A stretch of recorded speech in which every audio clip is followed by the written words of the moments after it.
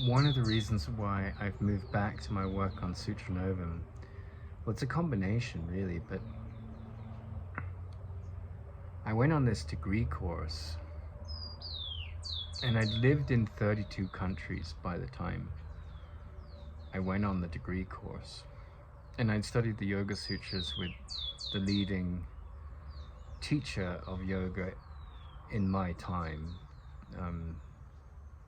He's dead now, but his name was TKV Desikachar. I would say that he was certainly the leading teacher of yoga in a secular setting. So he wasn't really setting out to be a guru. He was someone that was interested in showing the values of yoga and its thought system to a world that it was irrelevant what their belief system was.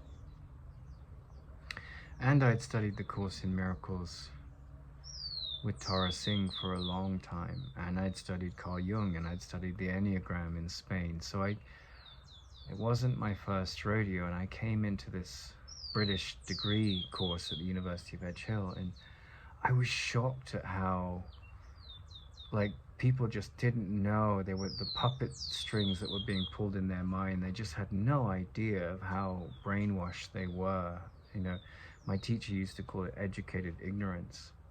And I mean that. I don't mean that as an attack on those people. I mean, but you create a prison in your mind where you're a feminist, or you're, you know, a woke person, or you're an anti-woke person. And I mean, the humanism just is just like, there's supposed to be humanistic approaches to psychotherapy, and it goes out the window because you're just there with your hatred for people that don't like homosexuals, or your hatred for people that do like homosexuals, but you think aren't like homosexual friendly enough according to your like propaganda view in your mind. And it was shocking to me to see how crippled the culture was by this ignorance.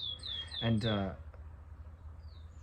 I think there's a movement in the Western culture at the moment which is very much about being holier than thou in a politically correct way, and it's definitely a phase of our development, and it's really no different to, you know, the anti-feminism approaches of the, you know, the Salem witch hunts where women were vilified and sort of hung at the stake and burned and things. And that's just fear of the feminine. And then there's like this empowered feminine that comes up, and when she's toxic, and she can be, and I'm not talking about this, I'm not talking about just women here. It could be men who are under the, you know, the spell of the wounded mother complex as well.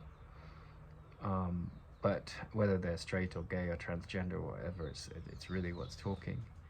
And it was amazing to see just how far removed this ivory tower of academia was from actually intelligent psychotherapy. And the other thing that brought me back to sutranovum was I saw the limits of sort of enlightened science. I mean, I had I had some incredible insights that I was really feeling I had a destiny to explore, and they were around like this. I would say, without a doubt, people go on about AI and editing the genome, and I think that's all kind of boring, really. I mean, that's just more efficiency and cleverness. But like the real breakthrough in science that's around the corner is like, you know, like we went from Newton to Einstein, and then Einstein to Stephen Hawking. But the next big shift will be, without a doubt, around gravity, gravitational force fields. That's the thing that's gonna, more than anything else, that's gonna help us understand the bridge between the very small and the very big. It's the weakest of the fundamental forces, but it's the most important in terms of the ignorance that we look at. And I was really sort of wrapped up in all of that, like the shock and the disbelief at how politically correct politics has sabotaged and taken over the university's liberal arts degrees. Just amazed about that. It was just, I had no idea how silly it had gotten, the whole petty bitchiness of the pronoun lobby and the people fighting them and all of that. And I was so refreshed to meet an Estonian that said to me, you know, we only have one pronoun. And I thought, what a relief your culture doesn't have to handle all this madness over that stuff. But that being said, you know, I really feel that the work of Robert A. Johnson, his books He, She, and We, for the Western culture, it's really, really helpful. Because, you know, the Eastern culture, the Indians, are so dedicated to education, and they have a very low divorce rate. The family is very strong. And because of that, they have far less drug problems, and they have far less, you know, they're just, it's natural to be in a partnership in many ways.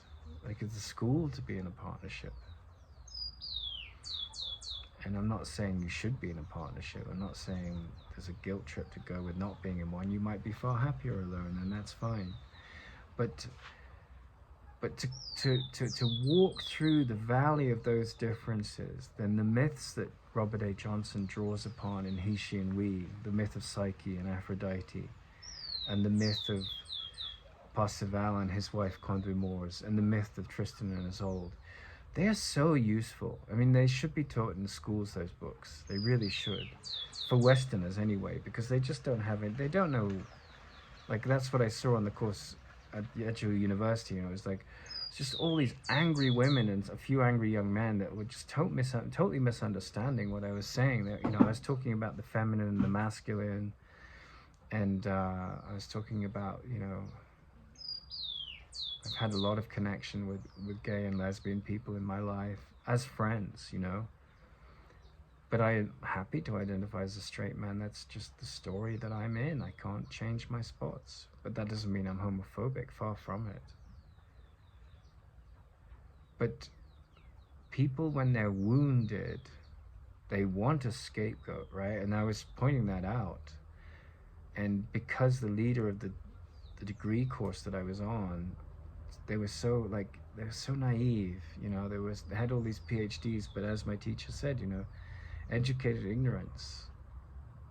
And if you come to the Course in Miracles, or you come to Ramana, you know, you're at the door of your undoing. You're at the door of, like, all the things I think I knew, that I stand for, that I think is right and wrong.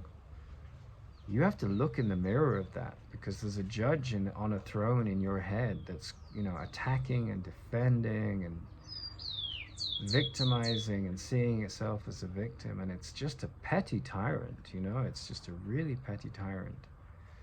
And so therefore you need really skilled orators, the people that can identify the voices that are talking in us, you know. And you'll never see hatred like you see, you know, a divorced couple. Like, and what is that hatred about? It's about betrayal, and it's about the fundamental differences between the masculine and the feminine. Like, I took care of some roosters and a hen, and the roosters were kept in a coop for several months, and then I let them run in the garden one day, and once they had enough space, they became much more elegant creatures. I mean, they still had that pecking order that goes with the animalistic nature, but they were just much happier and sane. And then the hen came in, and it was really interesting to see the contrast, because the boys were jumping up on each other and, you know, having their sexual energy processed when they were alone through, you know, like almost like prison sex, I suppose. And it was a bit like that, because they were trapped in this pen. And then when they got out, that went on, but it became more playful, and they weren't as vicious because they had space. They weren't cooped up inside. And then the hen came along, and of course she'd been henpecked in a coop and by other hens, and now she was with all the boys, and they were all trying to jump on her. But then when they had the run of the place, they all became somewhat, you know, there was a gentleness about them. I'm not saying that in nature that rule of tooth and claw doesn't rule. Yes, it does. Monkeys can be really vicious. Deer can be really vicious. That's just the nature of nature, right?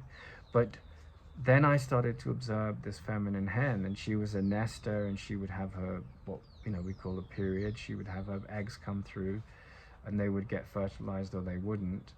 And you know, she'd sit on them, and when she was around the boys, obviously they got fertilized.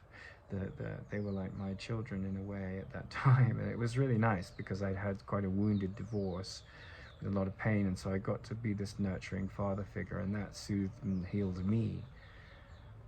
But I noticed this profound difference between the nature of the hen and the rooster. And the rooster was like, you know, he is the symbol of the masculine at its most healed self, because they would get up in the morning, and if you're depressed dealing with a horrible divorce or a shitty boss or some job that has no value or meaning to you except for the money you get from it to survive, you might be really unhappy.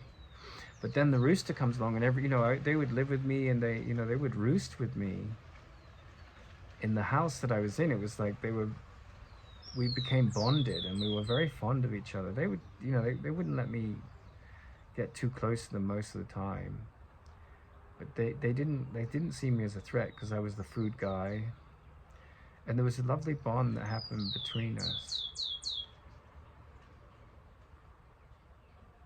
But in the mornings, the roosters would come alive. They would go out and they go, oh, like, cock-a-doodle-doo. And it was like, I watched as my spirit sort of was reborn in the reflection of the joy of that time alone with the roosters. Because it was this beautiful sunny Southern California.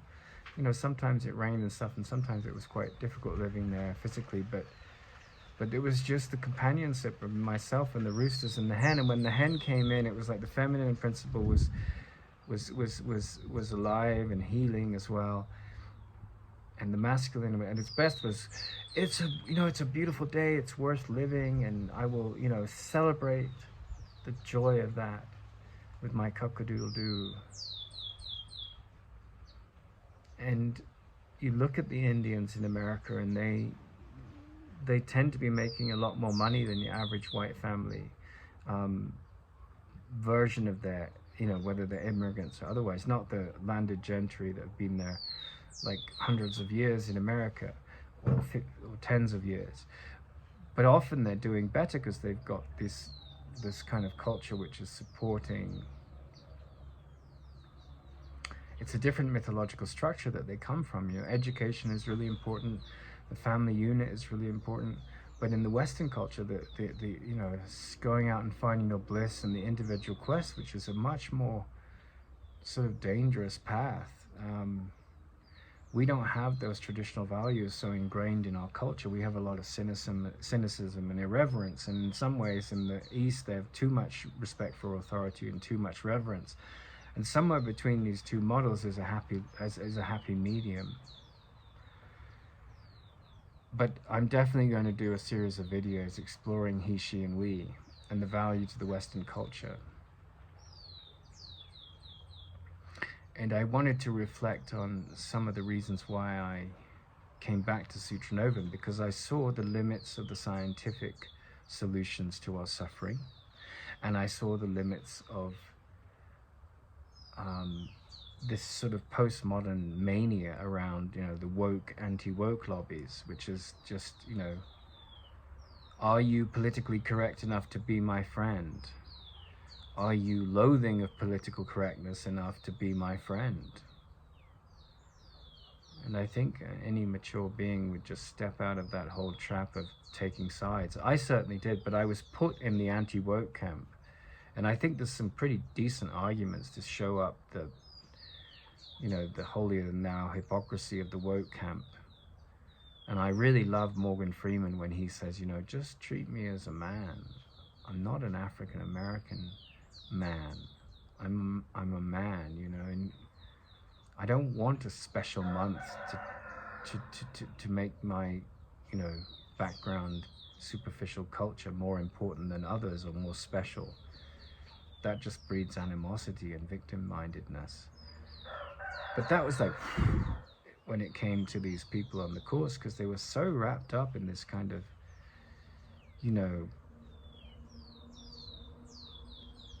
moral relativism and this radical feminism, which is, you know, I feel sorry for young men today and young women, because they're so trapped in this ideology of like independence and, you know, and too much independence in the spirit of these sort of very reactionary thinkings just leads to the most bitter divorces. You know, you put this person on a pedestal, which is what these books Ishi and We about. And if you don't turn the pedestal into the work of like loving someone for their flaws and all, you're never going to see the light in yourself. You're always going to find faults in others and attack and demean. And you're going to, you know, going to become a bitter old woman or a bitter old man, because you've got, you know, you can't handle the differences with maturity. And that hen really brought up those differences home to me. You know, women are nesters. Every month they have a period, whether they want to have children or not. They're profoundly influenced by this thrust in them to bring forward fresh life, right? And the men have this profound influence to go and share their seed. And I think if you have compassion for these differences, then you are a loving being. And I think if you judge them, then you become either a misogynist or a misandrist. And I was called a misogynist because I pointed out this folly where you can take sides. And that was done by a bunch of insecure people that thought that unconditional positive regard meant it was okay that you could come and attack the opposite sex because you had difficulties with them in the past and you found a scapegoat. And that's exactly what happened to me at Edge Hill University. So I realized that, you know, often in the institutions of the world, whether it's in Buddhist monasteries or in, you know, universities, there's this lower consciousness that is caught up in these superficial trends that are always looking for scapegoats and always looking, you know, to bring in this agenda of like, we're fixing the world compared to the way it should be. We're bringing in that remedy, you know, and so we have this proliferation of this obsession with pronouns rather than a mature looking at the feminine and the masculine in all of us. And, you know, I was going to throw £60,000 on a degree to laud these petty mentalities. And I got kicked out. So now I have to handle the authorities that protected those abusive behaviors to get my fees paid. But it really was an eye-opener to how toxic gender politics has become. And if you're going to be a student of the Course in Miracles, or a student of Ramana Maharshi, or any non-dualistic approach to the mind, you're going to have to, you know, break free from the conditioning of the superficial mind that always wants to judge and undermine and justify its belief that people are not, at their very core, as are you, completely innocent and loving.